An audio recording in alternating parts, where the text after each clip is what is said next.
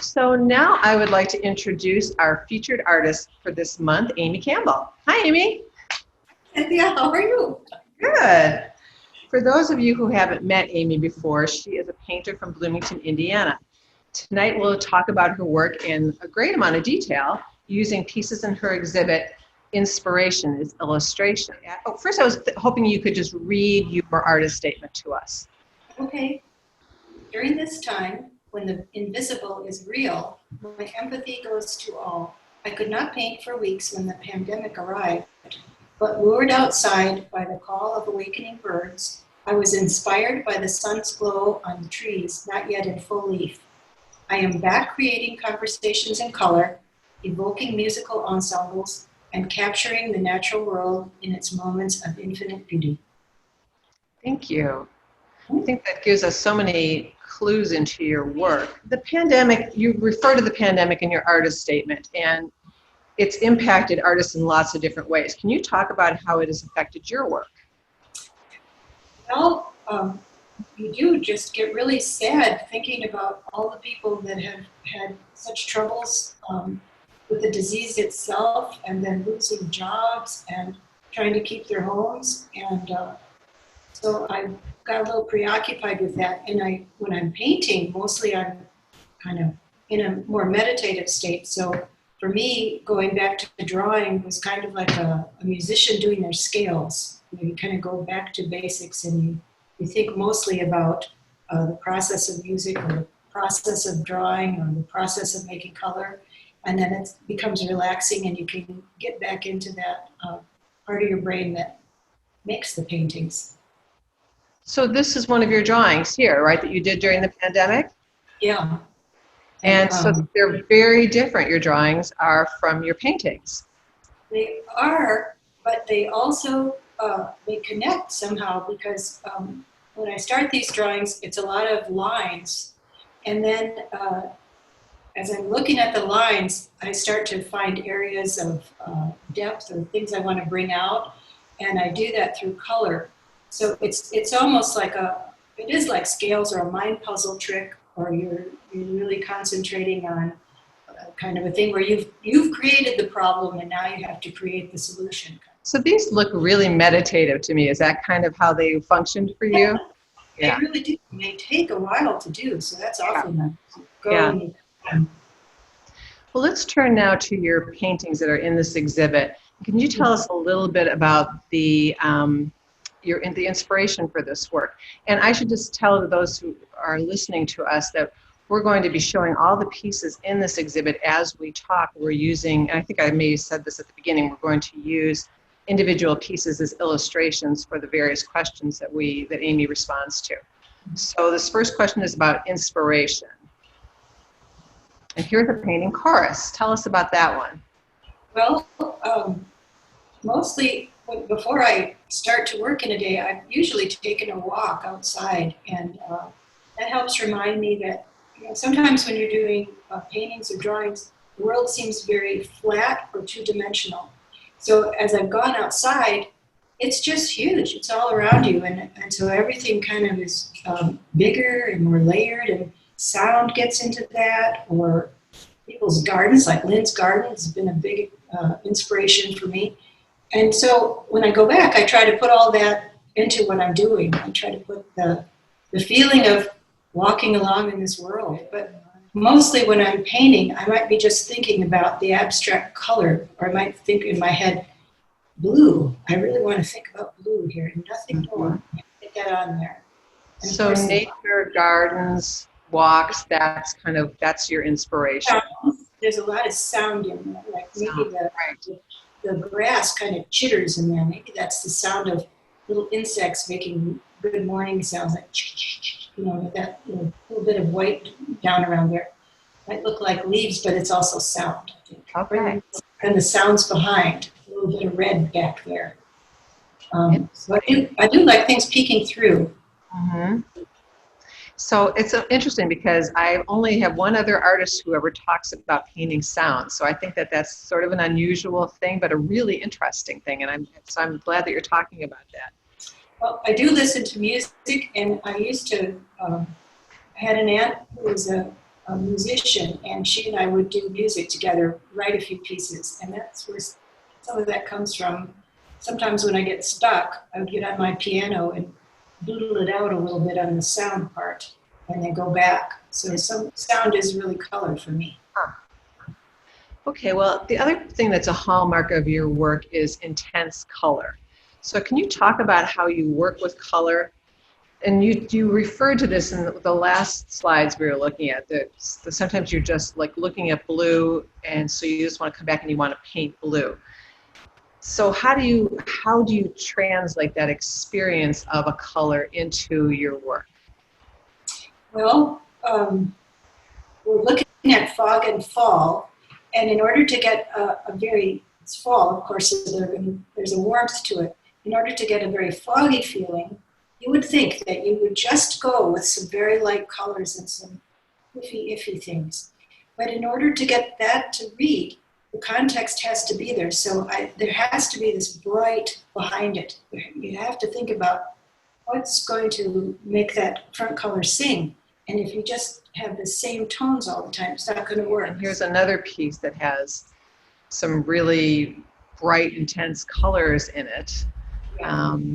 And this has a lot of rhythm action. What you're saying is that your paintings are very much like musical compositions. It seems to me that's an easy way for me to think about it, especially if I've done one, and I tend to be a painter who paints a lot. And if I've done it to death and it all of a sudden flattens out and becomes wallpaper to me, then I try to say, well, that's like just hearing one chorus over and over and over and over and over again. You have to get the depth of it in there. So I always think of that, like you need the bass line, you need the melody, and you need the harmonies on top. You need it all. This one also has the little trick of triangulation that all artists know, where you put the blue in a triangular pattern in there, so the eye catches that and makes depth where you might not think there's depth. So you mix a lot of your own colors, as many artists do, but then you actually record your formulas, right? Yeah, I do, because I don't know if that's laziness or what, but if you're making colors on a palette, some people record it by what colors they put on the palette, and then they mix as they go along. But I often want, like a certain blue I've made, I want more than I can make on that palette, or I just don't want it to be different from the day before. Yeah. So I mix it up and put it in a jar. And I work in acrylics, so that's really possible. To just custom mix all the colors I want to use. So if you're starting a new painting and you say, gosh, I really want to use that blue that I used last week because I think it's perfect for this painting, you can then go to your recorded... I could, but I probably have a jar with it in. Okay. Do you have certain color combinations that are your favorites that you return to over and over again? I like colors that are near to each other but just buzz a little bit. You know, you can see that in this. There's two blues together, but they kind of, so you can see them. If they were not buzzing a little bit, you wouldn't notice them together. You just see one kind of blue.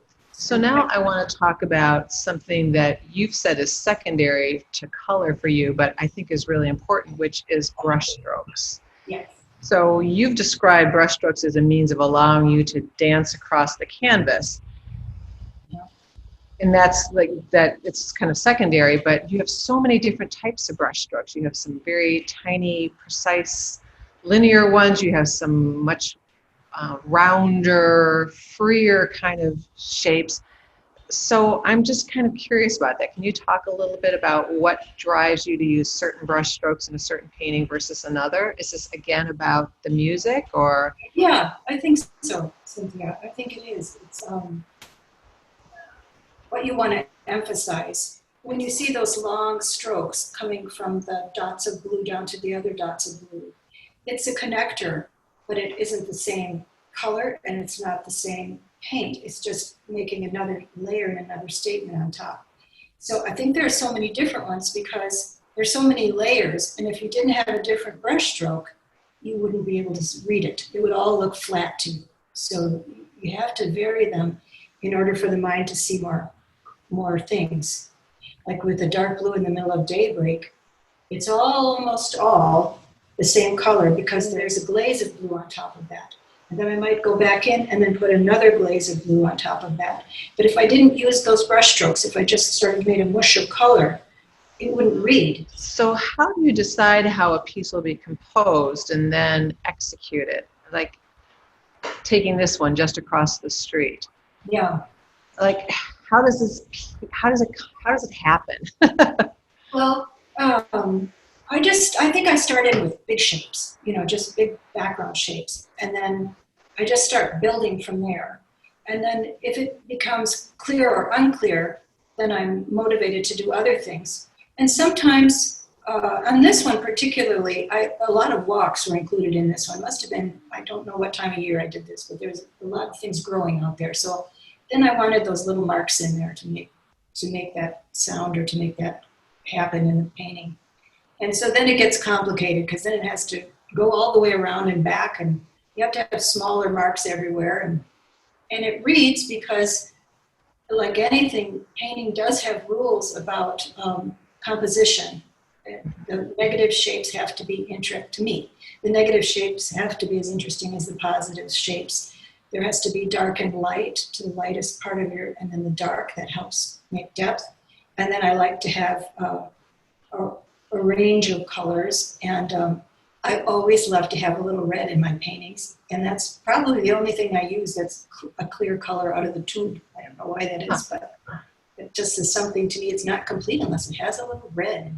You often work in multiples, diptychs, triptychs, even quadriptychs, and I had to look that word up. Why do you work in this way? I work in this way because I like to think, it is a two-dimensional medium. And I like to think that it might have a little bit of a three-dimensional medium to it. So I like to sometimes think about paintings that might go around a corner, like one piece there and then two this way. Or I like to think of a piece that might have part of it across the room talking to the other parts. And I used to work in screens where, it would be a zigzag pattern and then you'd have the two panels connecting to each other. So a little bit, I like to make the 2D work a little harder, I think. And it's an option. People don't have to do it, but it's kind of fun. I also love the names of your pieces. Talking to the Moon is one that comes to mind in this exhibit. Some artists really struggle with coming up with names for their pieces. Is it easy or hard for you to come up with such creative names? Sometimes it comes, but mostly it's hard though, because it's a wordless place in my mind that's making paintings. But I do read a lot of poetry, and I read, and I'm married to a guy who writes, and so I think I work on that sometimes. But this one was easy to come up with, Talking to the Moon, because I love to look at the moon, and I think that's a little bit talking to the moon. So your paintings look so complex, and I think this is a good example. How many layers of paint do you usually put on a canvas? And how long does it take you to complete a piece? It really depends, Cynthia. Sometimes I get so excited about painting and painting and painting and painting. By the time I'm done, I've made about 4 paintings on top of one. It's just terrible, but that's the way it goes. You just have to let go of what you thought was great before, and all of a sudden you've covered over it and moved on to something else, and there it goes. But at some point, the painting says, no more. The door is closed. And then you go, wait, I have another brush full. The door is closed. You can't. That's it. We're done. So that's how I know. And do you usually work on just one painting at a time or more than one? More than one. I used to be I have a studio that has a bigger space and a smaller space. I used to love to be in the smaller space and be right in between 2 paintings and get going on them. So while you're working on one, the one behind you kind of says, oh, what about me? You better turn around here. And then I get going with that. So it was like being in an energy vortex in there. Yeah. I kind of have that. I've moved to the bigger room, and I think that's eyesight. I think it just got I couldn't get any distance on them in there. So I moved to the bigger room, and now I do paint 2 or 3 at once. But Well, Amy, that's the end of our questions. So thank you very much for providing so much information to us. It's going to help everybody looking at your paintings to understand them more.